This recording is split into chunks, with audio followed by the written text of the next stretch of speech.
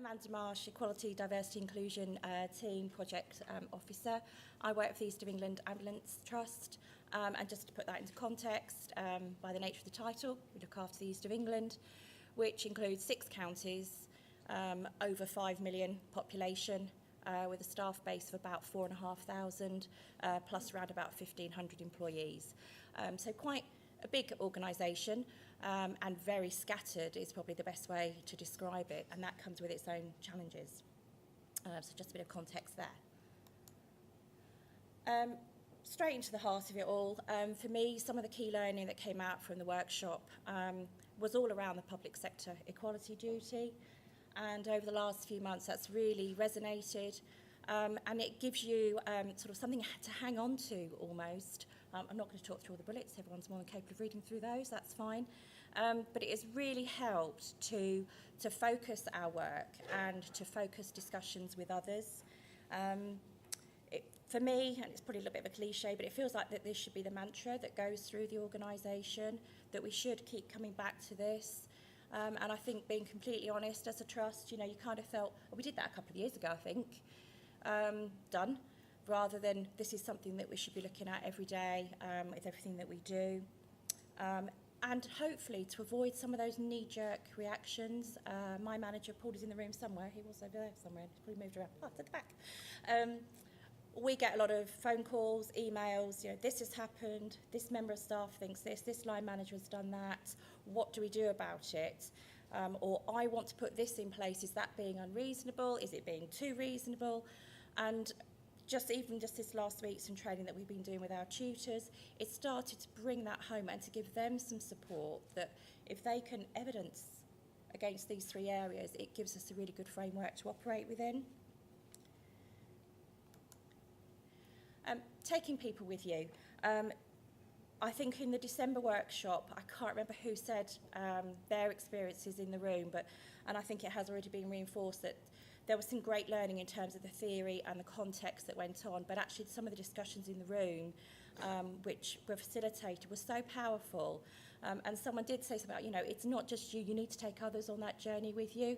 And it's that common sense moment, think, yeah, absolutely, I get that. How do we do it? And it's making sure that Paul and I, in our respect, aren't the lone EDI voices in the organisation, and we're not doing EDI to the East of England Ambulance. It's, you know, encouraging others to take that responsibility as well, and making sure that it is part of everything that we do every day, linking it back to the public sector equality duty. You know, not, it's Friday, let's do EDI today.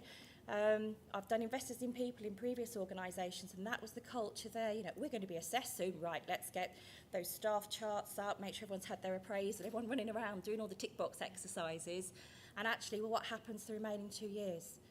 So it's really important that we're able to demonstrate that, you know, as an organisation, we firmly believe in EDI in everything we do and into all of our interactions, and to encourage the fact that it is everyone's responsibility. Through the assignment, it actually got me thinking about the effectiveness of our EDI steering group, which we have had in place for a while. And you kind of think it's doing a good job, and I think in essence it is. We have the chair of the trust, Sarah Bolton, who chairs our steering group, and that's fantastic to have that level of senior support, buy-in, and she's very much an open door or answer the phone, answer the email policy, so she's tremendous to have on that group. But through the completion of the assignment, you do start to think, have we got the right people around the table?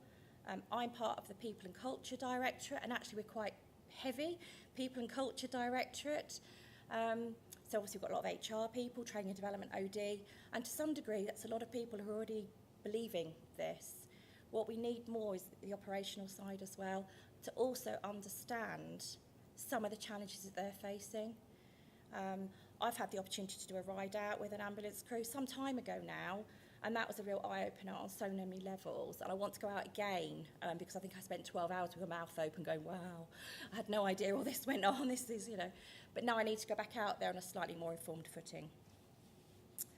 So, as I say, I think we need to consider who is it we've got round the table, what is that role of the group, what's the purpose as the organisation moved on, do we need to revisit what it is that we're trying to do. Circle of influence. to take others on that journey, we need to think about the relationships that we've been establishing and building on those. And again, through the ILM, through sort of taking this learning back into the work environment, this has really helped shape some of the decisions or take us a bit further down the roads that we were starting to travel. As I say, we've been out this week doing some training, and both Paul and I have said to our groups, you know, we want to get EDI out from behind our desks, because that's not where the people are. We're in a tiny office that accommodates about 4 people. You know, where are the other 4,500 all going? Excuse me. So it's doing more proactive engagement with staff, so getting out from behind our desk and going to their places of work. So we have gone out to ambulance stations, and whilst a lot of the time they're empty, because people are out doing the day job, for those that are coming back in to grab a quick break or something like that, just having that 5-minute conversation face to face is so much more powerful than all the emails, all the internet articles and things like that. We've really engaged with a number of people like, oh, that's what you do.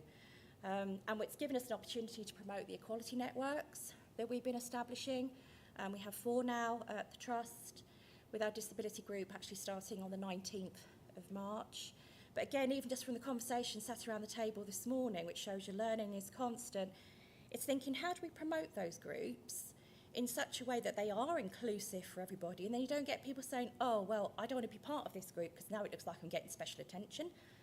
So, you know, I prepared this yesterday, and yet this morning even you think, yeah, we're doing some good work, but we now have to be really careful that the message stays on track and it stays as a positive thing. So just that interaction this morning has made me think even more about the groups that we have. And Maureen, you were saying about having one group. You know, we think we're doing the right thing and actually need to stop and think, actually, is that the case? And we've got our board members that sponsor each of the equality groups to give it that presence. And I think that's the right thing to do. But I think we just need to think about how we promote and market those. So again, more food for thought to take away. And as I said, we've been going out and doing some training this week as well with our tutors, and there's a number of sort of learning disabilities challenges that are coming out, and we've been able to, as I say, direct them back to the public sector equality duty to give them the confidence to know that the decisions that they're making and the support that they're putting in place for our students is the right thing to do. And again, it got me thinking around, you know, with so many projects or pieces of work that we do, there is often a finish line, isn't there? Like, hooray, we've done it, we've submitted our EDS2 or whatever. And, you know, with EDI, there isn't really a finish line, is there? It is a constant. And it's really important that we are fully aware of that and that, you know, the full awareness of the fact that EDI is constantly evolving. Legislation is changing. You know, and again, that's what I've been learning from my line manager, Paul. You know, you look at things, you think, oh, a disability, it's 12 months, it's something that's really impacted an individual's life. Well, that's a moving thing now, and it's keeping up to date with those changes. So the impact on us is that we need to be constantly improving and reviewing our processes and keeping one step ahead of the game.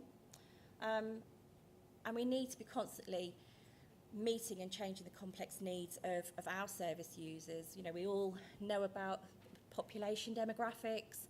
For the East of England, we've got quite a diverse population. So with Luton, a super diverse town, 2 rural parts of Suffolk, Norfolk, coastal towns. So there's all sorts of other ramifications. And as I say, with different illnesses, ageing populations coming in, there's a whole raft of future challenges. I think to the point that they've even got like a falls group, because that's such a common injury. And, you know, a fall from an inch or 2 can mean nothing to a lot of people, but as you get older, that can have a significant impact on your life.